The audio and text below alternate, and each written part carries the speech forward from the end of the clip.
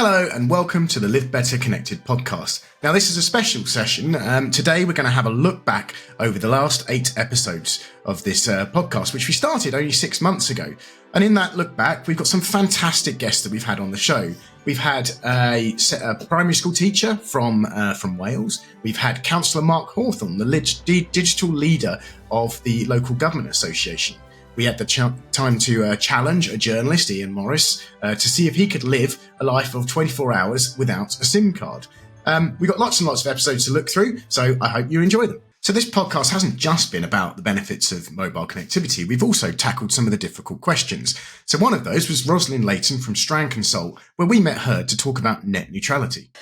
You know, net neutrality itself doesn't have a definition in law. There are a variety of ways that people define it, but in my case, when I did my studies of this, I looked at 50 countries with different types of net neutrality rules over 5 years before and after rules were in place.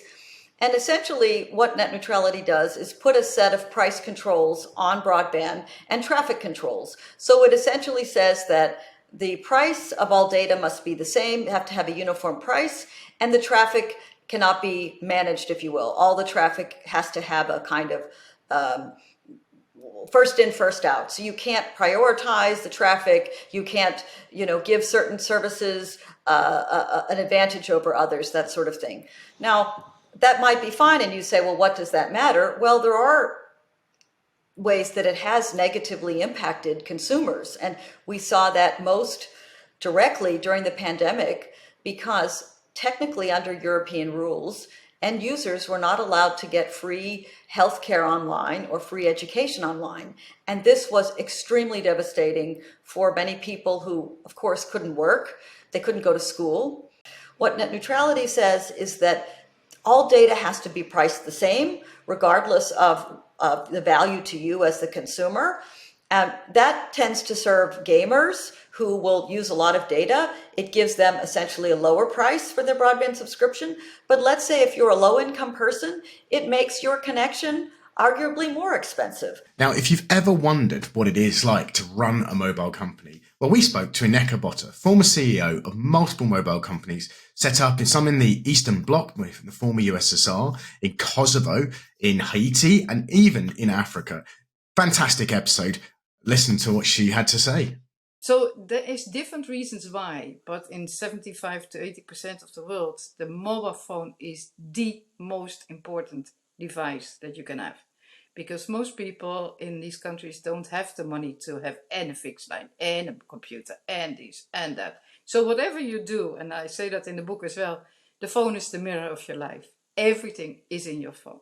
And it gives you the access to the internet, of course, which is also extremely important. The world of mobile is, in my book, is nothing else but speed and capacity. Yeah, the reason that you can now set up standalone networks, in my book, is a very good, very good step forward. Because in the past, of course, you had licenses and you had to offer universal service, which means that sometimes you have to build a network in a field with only cows and goats and and horses and rabbits. Then there is no return on that. So one of the big events of this year was the royal coronation.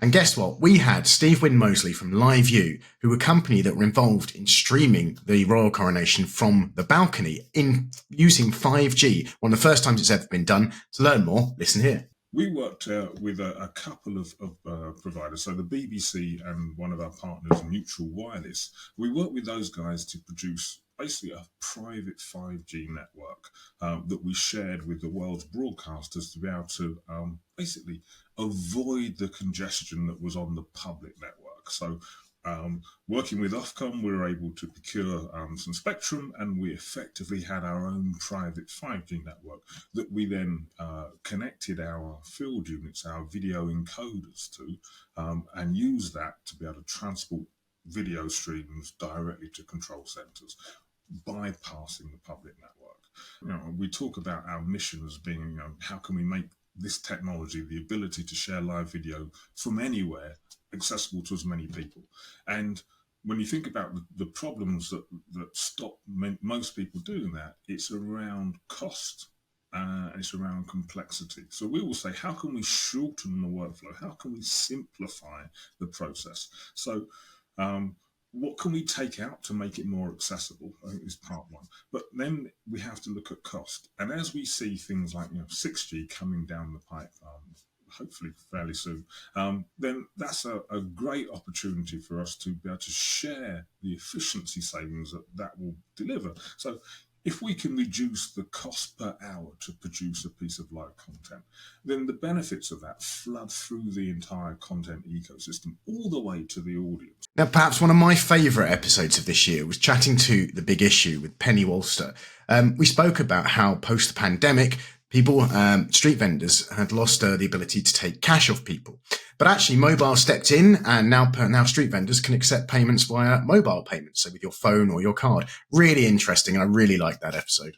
So we were starting to explore helping vendors take card payments before the pandemic, and it was done on a much smaller scale at that point. And that was recognizing the trend that we were seeing, where fewer people are carrying cash on them.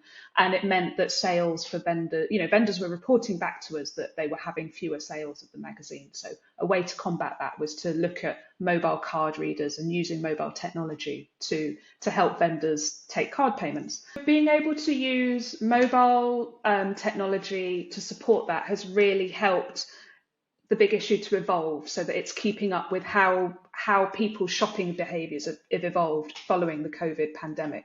And I think that's really important to us, because there is a wider social purpose that being a big issue vendor has, not only for the individual, but also for the community that they're selling in. So being able to support people who've sold the magazine, often for long periods of time, to re-engage with that community and to be there. They have regulars, there are conversations that they're having with the members of the public, and that mobile technology helps facilitate that in that way. So what would life be like without your mobile? Well, we wanted to ask that question, and we asked journalist Ian Morris from Light Reading to do just that. We challenged him to live 24 hours without a SIM card. See how he got on. It forces you to do other things, I suppose. It's not all bad, but I think these days we're so used to having connectivity everywhere we go, and so much of our work and our play is based around having access to that connectivity, that if it's taken away from you, it's incredibly disruptive. And yeah, much worse than I thought. I mean, that was always going to be obvious by the fact that I postponed doing it about 6 times in a row, I suppose. But if I'd had to do it on a day when I had meetings or I was overseas, it would have been even worse. If someone told me now that I had to go to even somewhere that I know reasonably well without a smartphone, I'd be sort of panic struck, I think. So mobile is really essential to our daily lives, but equally it can be a transformational thing for education. We spoke with Hannah Coble-Davies from Cadoxton Primary School in Wales about an immersive space made possible by private 5G networks, and we listened to how the kids got on. Really fascinating. So it's absolutely, super exciting for us to have. So essentially, it's a room that we've got 4 walls, a ceiling, a floor. However, with the use of sort of technology, it's created it into an immersive space. So our children have the opportunity, I guess, to be immersed into any environment. So they have that sense of like a perception of what an environment might be like, from as an imaginative as you can. So going back to sort of prehistoric times to experience dinosaurs, to experiencing life underwater, or maybe just like a typical day-to-day experience, what it would be like to maybe go to a train station, get on a train. I think the biggest thing for us is just the curiosity, like something that they've never, ever experienced before. A bit like, what is this, when they first walked in? Like, oh my gosh, like, what am I seeing around me? But then, to delve deeper, to be like, wow, I can touch these walls and something's going to happen. I can experience what life swimming with whales would be like, or, I'm touching a dinosaur here and this is the reaction that we're having. It's absolutely incredible. The want to find out more, but also the links that they're having then with sort of the technology. But I think the biggest takeaway for us is that excitement and the curiosity to delve deeper, and I guess linking key skills that they're learning in the classroom within a different environment. So can they apply those skills, and where does it take them? So we all think about mobiles, about our use and our personal use, but they're becoming more and more important to every part of our life, but particularly to local authorities. It's how people and residents access services. It's how they get in communication with their councillors. So we spoke to the digital champion for the Local Government Association, Councillor Mark Hawthorne, about how mobile is important to local authorities. The big role that local governments played over the last couple of years is around the delivery of infrastructure, whether that's fixed or mobile. And we continue to be a really important partner in the delivery of that going forward.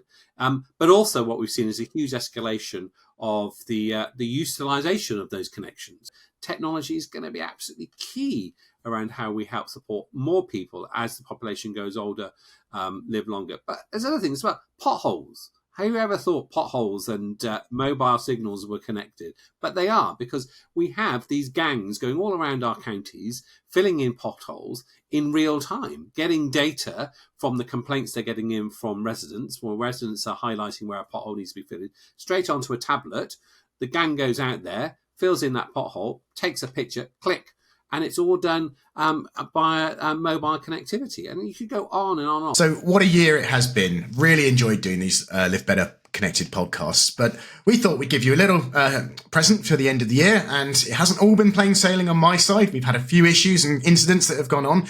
And all in the name of the merry season. Here we are with a few bloopers. To other places, physical connections now have the ability to actually be part of everyday society.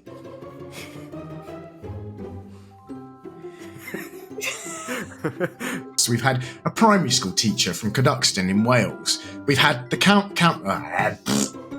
Hi folks, now for those of you who have been watching my new Live Better Connected series, it's quite mind-boggling actually. I don't think necessarily most of us realise.